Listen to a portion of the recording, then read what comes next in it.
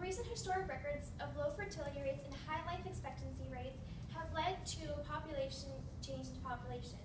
As the population aged 65 and above is expected to be 83.7 million people in the future, which is double its population in 2012. Baby boomers, individuals who were born in 1946 to 1964, and millennials who were born from 1981 to 2000 currently make up the majority workforce. As we follow the baby boomer cohort, as we see here, we see that the population age 65 and above is going to increase over the years, and therefore the older population is going to increase. In this process, baby boomers are heading towards the traditional retirement age 65. Good morning, my name is Marylin S, and today I'll be discussing to what extent will the aging population affect the productivity of the American workforce. So productivity is an ambiguous term, but it really just means total output per input. In the nation's address to Liberty, Richard Nixon says the four elements of productivity are management, technology, training, and motivation.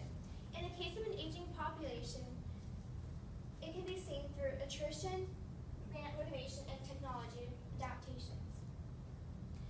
The aging workforce opens up a twofold issue in which large retirement, which is expected to be 60,000 people a day for the next 20 years by Pew Research Center, in addition to individuals who work past retirement age, is going to have huge implications for the workforce. As you can see, more millennials are still expected to be in the workforce, but it is the share of population that is what's going to change. As you can see in this graph, the younger employees are going to stay out of the workforce longer, and also probably because of educational trends. And those over age 55, you see a switch in which the graph starts going up, meaning that those individuals who are over the 55 are projected to stay in the workforce longer, probably due to monetary incentives. One of the problems with this comes the attrition of high-skilled employees, aka the baby boomer brain drain. This occurs as not enough young workers are going into the market, as inexperienced workers are leaving the workforce. The population of younger employees with skills and education levels to replace the baby boomers is simply not growing quick enough.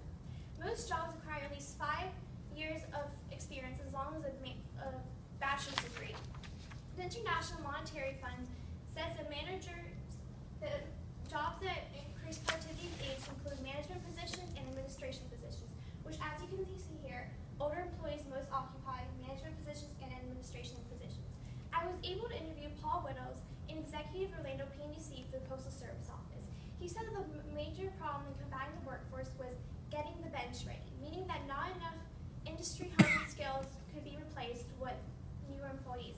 He himself has had 37 years of experience and is reluctant to leave the workforce due to all his experience. This applies Nixon's training element of productivity because as highly trained individuals are leaving the workforce, this can have severe deteriorations for productivity. Another factor would be motivation. As people delay retirement, health-related issues become more of a concern over the years. Olivia Mitchell, an American economist, says that factors like work health and job limitations reveal age to performance linkages. As you can see here, individuals above the age of 60 typically have more than 3 limitations over the years. Now, this may be limited because it does not account for those who stay in the workforce, but it cannot be argued that deteriorations do not increase with age. As shown here by the National Department of U.S. Health, deteriorations such as cognitive deteriorations, visual difficulty, and more increase with age. Ronald Locke also found that young people are more prone to accidents in the workforce, but older workers are found to take longer to recover. Now, those younger workers who have more problems, they just be because of the experience issues as discussed before. But overall, he found that businesses had 8 days of sick leave, while those of ages 55 to 64 had 11 days off, and those of 65 and above had 18 or more days of sick leave off. This applies to Nixon's element of motivation as health deteriorations are faced with increasing age. Technology acts as another element of Nixon's 4 elements of productivity, but it speeds the process only and only if used effectively. In a world without work, Derek Thompson says the U.S. labor force has been shaped by a millennium of technological progress. This means that technology is playing a more and more crucial part of jobs over the years. And Pew Research constantly finds that elders are lagging in technological advancements. As you can see here, they use less cell phones, less internet, and broadband. 41% of individuals over 65 and up don't even use the internet at all. And technology is only successful if users are capable. They may be lagging due to physical challenges, skeptical attitudes, difficulty learning, or even less formal education of it when they were younger. But this does not mean they're not willing to learn. Pew Research Center also found that 77% agreed that they would use technology if had assistance. And there's this stringent thinking to believe when you're comparing technology to older workers that just because they may not be as tech savvy, it means that they're going to lead to productivity loss. But this is not necessarily true because technology itself can be used to make up for their health impairment. For example, for vision loss and hearing loss, hearing aids and magnifying glasses or even glasses can be used to make up for them and increase productivity. So with not enough people coming into the workforce, it sounds logical to simply bring people in. This is what Pew Research finds as a plausible solution. They think that immigration will fuel 18 million productivity of immigration of people growth.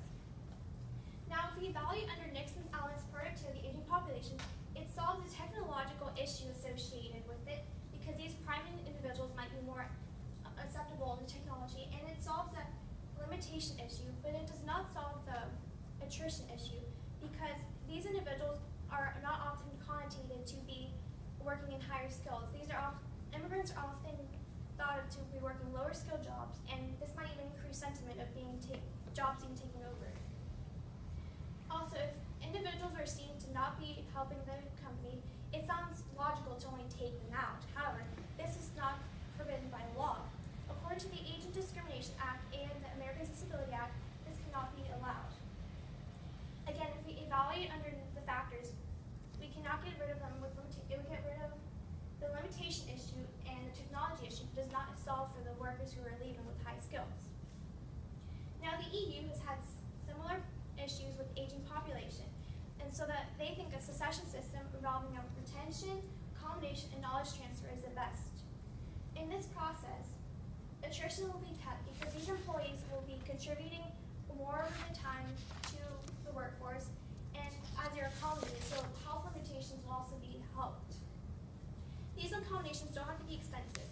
In Germany, BMW has been doing this accommodation system in which they are getting people to have less, they're putting wood floors and simple technology to help them.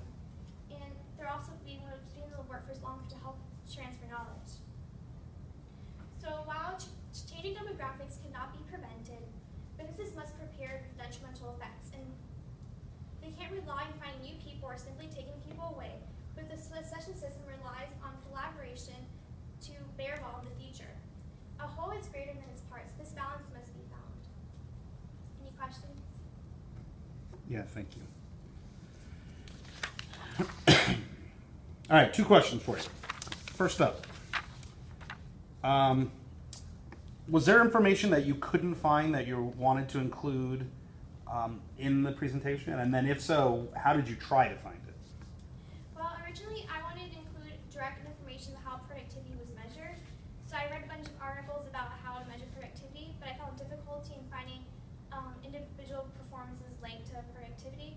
So what I ended up doing is I used what Nixon in the stimulus material by College Board, how he defined productivity, what would make productivity better. So in each case, I compared management, training, technology, and the other to how productivity can be improved. Great. And then last question for you. What advice would you have for other researchers that consider this topic?